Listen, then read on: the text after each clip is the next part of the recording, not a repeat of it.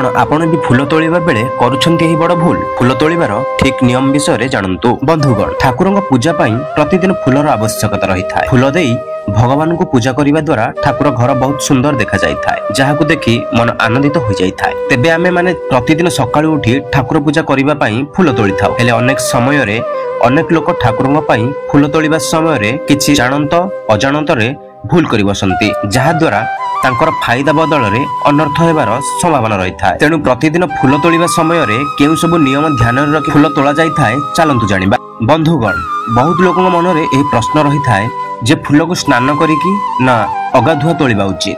तेबे बहुत लोक कहवा मुताबिक फूल को अगाधुआ तोलिबा उचित, कारण जदि व्यक्ति तार सकाळर सब कार्य सारी स्नान आदि सारी विलंबर फूल तोलिबा को जाई थांती, तेबे फूलर सूर्य किरण पड़ी ताहा मौली जाइथा। एहा छड़ा फूलर भवर मध्य बसी जाइथांती। तेणु एभଳି किछि नीतिर प्रणयन करा जाइथिला जे प्रत्येक व्यक्ति स्नान न सारी केवल धुआ धुई होई परिष्कार भावे प्रथमे फूल तोली नेबा उचित।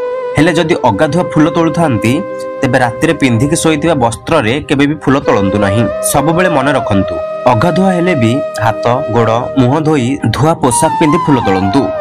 बहुत लोक अगाधुआ फूल तोली सारी सेतिरे पानी छिंची फूल धोई थांती। हेले से फूल रे पानी सिंचन काम आपण स्नान करि सारी करिबाकू चेष्टा करंतु, नचेत फूल मारा होई जाई थाए। हेले जेउ माने स्नान करि सारी फूल तोलिबाकू चाहुथांती, तेबे स्नान करि सारी फूल तोलिबारे मध्य किछि बारण शास्त्र रे न थाए। से माने स्नान सारी शुद्ध होई फूल तोली परिबे। कोनोसी फूल को कढथिबा अवस्था रु तोली आनी फूल फुटिबा परे पूजा पाई अगाधुआ रखंतु नाही, कारण सेही फूल सब बासी होई जाई थाए।